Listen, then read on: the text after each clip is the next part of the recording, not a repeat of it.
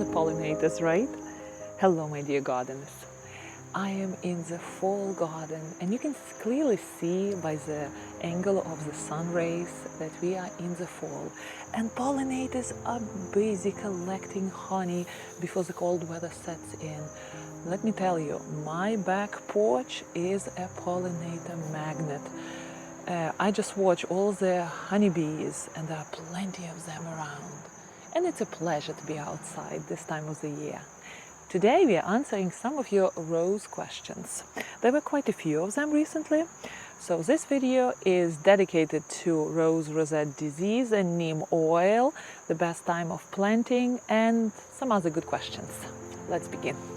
Olga Carmody with you today, Ukrainian master gardener who's gardening in Connecticut, USA.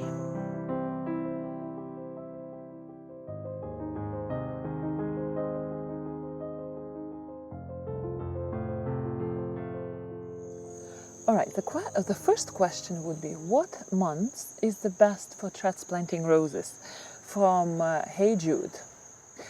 You know what, usually we know that the standard is like a book definition. If you live in cold climates where winters are severe, then it is better to do spring planting or transplanting. And if you live in milder climates, then fall would be great. But there's also another interesting difference which not many gardeners know about. It is when you receive plants in spring, especially, well, it's usually bare root roses, right, in spring. Oh, bumblebees are huge this time of the year. It usually means that in spring you will have them from storage. They were dug up from the fields, they were put into storage containers, and then they were kept there for quite a long time, several weeks, I believe, I'm not sure, and then they're shipped to you. But if you're doing planting in the fall, then rose is freshly dug from the field, packaged into the pot. Usually rose would be arriving with soil, and then you can put it into your own garden, into your own soil. And usually in warmer climates, roses do have a lot of time to get established, right, before the cold weather comes.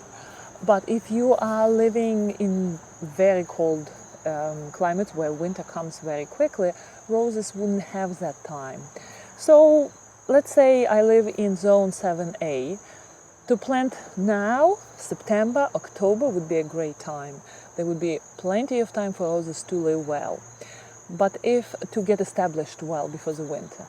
But if I'm gardening in zone 4, 5, I would be thinking to buy roses in spring. That would be my biggest buying time. Anthis verbena bonariensis is great here, near my white cushions. They look so serene, although they are creating a lot of mess here, but they are so charming at this time of the year. And they have the best shadow here when sun comes. I love them. I love them. They're such a cheerful, airy presence in the garden. Second question. Fernley 2 asks, for rosette disease, is neem oil good? Well, we have to keep in mind that once rose is infected by rose rosette disease, that's it for the rose. You cannot save it, you cannot trim it out, hopefully that rose will rejuvenate. No, once the rose rosette virus comes into the system of the rose, that's it, that bush is gone. And if you don't want rose rosette disease to spread in your garden, at the first sight of that disease, you have to cut that rose out together with the root ball, because the rose rosette disease stays in the root system as well, and put it into the trash, put it into the plastic container and throw it into trash. But that shouldn't be the end of actions in your garden. The next thing, you have to take care after those mites, because how does rose rosette disease spread? By infected mites. So if mite eats on the rose which is infected and then is blown by the wind or travels on your car or gets stuck to your clothes while you're rubbing against the infected rose and travels to a new rose, starts biting it, starts feeding on it, then that rose gets infected. So your job is to get rid of all the infected mites in the garden. And usually neem oil is kind of weak for that because you have to apply it really super regularly. You would need something systemic. And I garden organically, but believe me, I have rose rosette disease 1 mile from my garden. 1 mile, what separates my gorgeous roses from rose rosette disease. And I already purchased the Bonide bio-advanced product. Let me see where I have it. I'm going to bring it. Just give me a second. All right, here it is. It's all in one rose and flower spray. It's from the company bio-advanced. And it does 3-in-1 formula. It controls diseases, it controls insects, and it controls mites. Because if you have those mites, infected mites, you want to get rid of them, you want to kill them. And oh gosh, I already bought this product. I want to have it because my roses in the front, there is huge traffic. People are walking, cars are driving, and unfortunately we have Home Depot, and those roses which are planted near Home Depot, they are super infected. They were infected last year. The landscapers are doing nothing about it. Probably they're not aware of rose rosette disease. And this year it's just, oh my gosh, it looks horrible. So at this point, I'm not even going to that Home Depot because I don't want to get any mites on my car, on my clothes, transmitted into my garden. Just imagine my gorgeous Lady of Shalott will get infected and I would have to take it out, or Generous Gardener. So I have this already. And it is systemic. It's not organic for organic gardening. But if this misery happens in my garden, all my roses are going to be sprayed on a regular basis with this product to get rid of those mites and hopefully avoid rose rosette disease.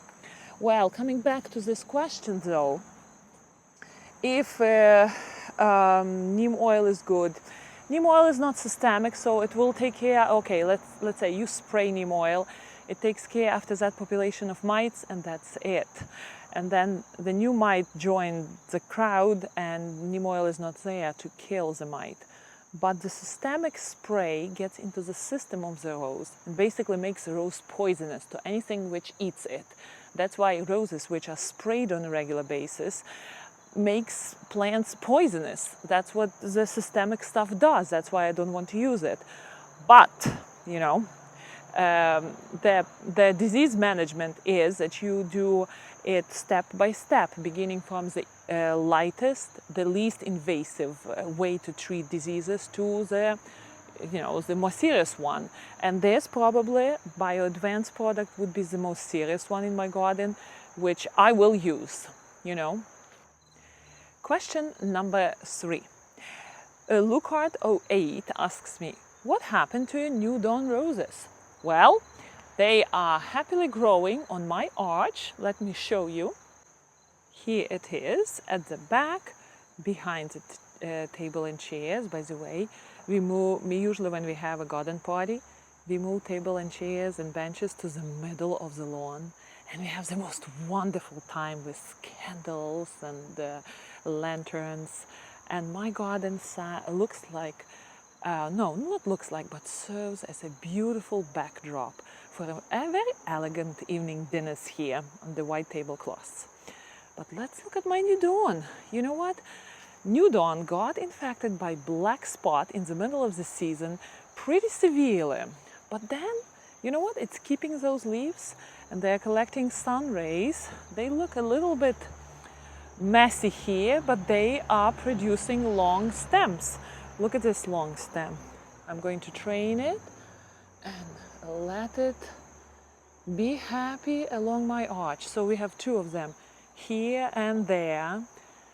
I am slightly disappointed by New Dawn. It's kind of a slow grower, but the minute the flowers show up, they're so nice and clean and crisp, of such a crisp color that I really love New Dawn here. And I look forward to see New Dawn taking over the arch and start blooming, you know, with the full strength.